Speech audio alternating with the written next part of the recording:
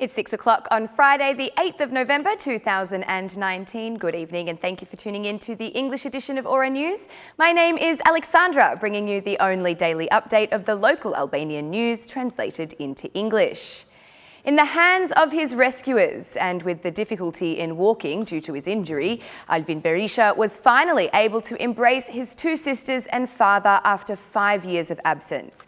He arrived at 7:30 a.m. on Italian land, from where he departed 5 years ago with his mother, whose decision to join ISIS in Syria cost her her life.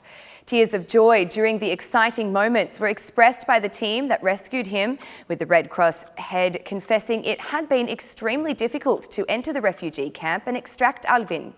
Dr. Maria Jose Falchichia, who participated in Alvin Berisha's rescue operation, recounts in an exclusive interview with Ora News the first moments of the 11-year-old's rescue. After 5 years of living in Syria, he no longer speaks Italian and only a little Albanian.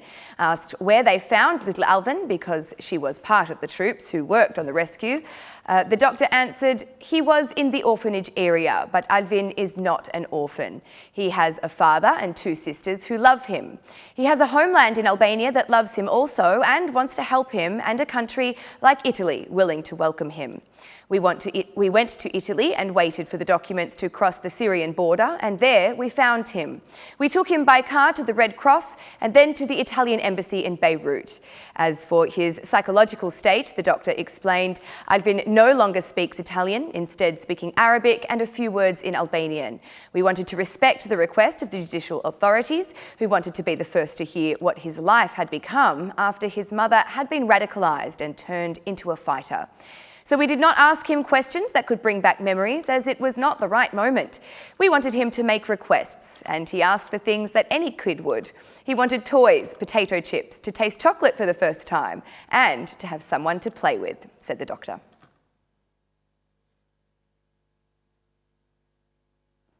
The use of dirty money in politics, mainly in electoral campaigns, has been an early concern of the Democratic Party and its allies. In this context, the experts of the United Opposition have drafted a complete proposal in which the basic idea is for the parties to be financed entirely by the state budget. RTV Ora News owns a copy of the draft, which states that criminalising private funding is required.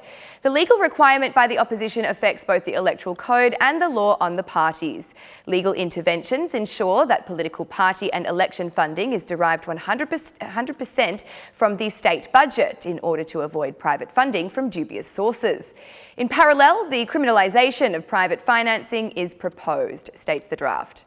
The opposition's proposal extends not only to parties but also to candidates seeking to determine the rules for their audit. The envisaged measures are far-reaching, affecting the outcome of any entities that do not declare or have irregularities in their reports on funding. The tightening of rules and sanctions regarding non-declaration or inaccurate reporting, including penal sanctions and the possibility of sanctions involving the influence of the election result achieved by the subjects or the candidates. The unequivocal and consistent application of statutory sanctions, as well as the individual and penal responsibility of party officials and candidates in the context of political financing and disclosure of sources and funding of expenditure, should be ensured, the draft continues. In its proposals, the opposition tasked the Central Election Commission with compiling a list of mandatory reference costs for election materials, infrastructure or activities to measure expenditure for the parties. The same authority also implements rules to impose strict limits on the total time and number of election campaigns for each party or candidate. In addition, it is envisioned that the cost of advertising or television time will not be payable directly, but be deducted from television and radio broadcasters by their state obligations.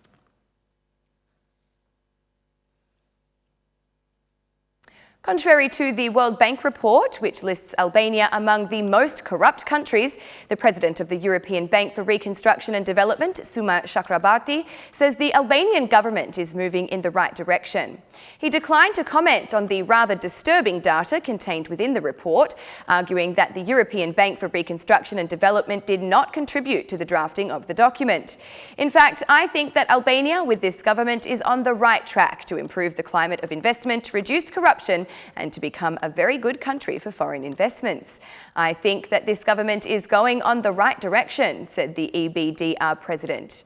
The President of the European Bank for Reconstruction and Development also praised the reform of the justice system, which, according to him, will have an even greater impact on improving the business climate. If you look at the reform of the judiciary, it is becoming more efficient and more independent, which is very good. It's better governance, reform and public administration, doing good things like adding more online services. And that's something to look at because they help reduce corruption, said the EBRD President. The World Bank published the report, which shows that the level of corruption in Albania has increased in the last 6 years, becoming 3 times higher than in the region. In the survey, 36% of Albanian businesses complained that corruption has become a major obstacle to their work. Vetting in the ranks of the state police has started with exceptions. The Chief of Complaints at the Internal Affairs and Complaints Service, Oltian Shehu, is the first official of police who has been dismissed from duty after violations were found. To this finding, the Internal Affairs and Complaints Service officials said that from 1996 to 2003, he worked without insurance in a bingo hall where he had the job of bartender and waiter. During this time, he claimed that he had a high income due to the receipt of tips, which were not documented. Shehu claimed that he was unaware that during this period he was working without the insurance requirement being paid. However, he has the right to appeal the decision within 1 month. Adriatic Argo, the Deputy Director General of the Internal Affairs and Complaints Service, also appeared before the Vetting Commission. During the hearing, it was determined that he owned 3 apartments and 1 vehicle and held 2 bank deposits worth 3.2 million lek, all of which were justified. Regarding the purity of the figure, there was no evidence found to suggest contact with incriminated persons.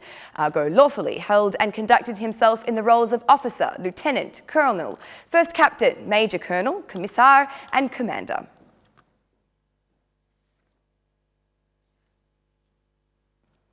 Environmental Ministry inspectors will launch controls across the territory to ban the use of plastic bags by both traders and consumers. The delegation of the European Union to Albania launched a campaign to raise awareness about plastic pollution and to encourage alternatives to single-use plastics. Under the slogan, "Plastic leaves no space for life," the 2-month campaign will inform citizens about environmental protection through videos, infographics, movie screenings and debates. Minister Blendi Klosi, at the presentation of the project at the Museum of National Sciences, Sabiha Kasimati, said that first a sensibilisation operation will start and then the next step will be to commence punishing those who continue to abuse. The EU ambassador in Tirana, Luigi Soreca, also emphasised in his speech that Albania should join the European environmental protection initiatives. Albania not only has problems with environmental protection, disruptions and power outages have also been noted at this meeting, rather unavoidably, considering that the lights went out during the moments when Klosi was speaking. The same situation repeated also for 2 other speakers. Despite the heavy rainfall these days leading to an increase in hydropower flows, the Energy Ministry has failed to properly manage the situation. The health system in Albania is faced every day with the phenomenon of doctors leaving the country.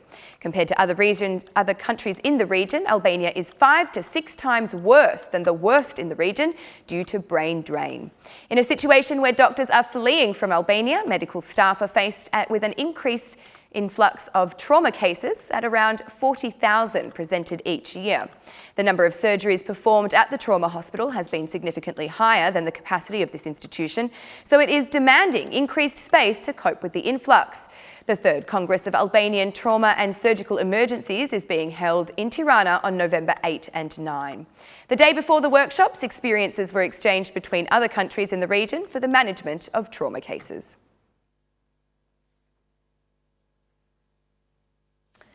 Diabetes worldwide is turning into an epidemic with 7 million new diagnoses each year, and Albania is not among the unaffected.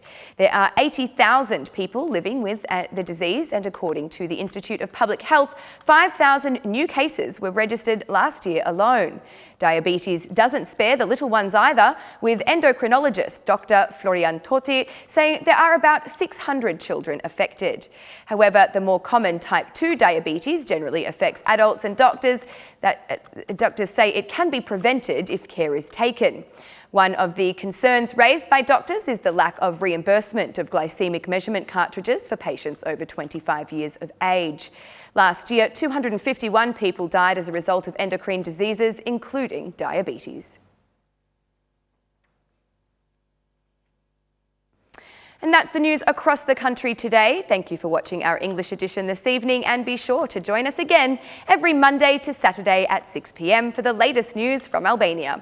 Once again, on behalf of Ora News, thank you and good night.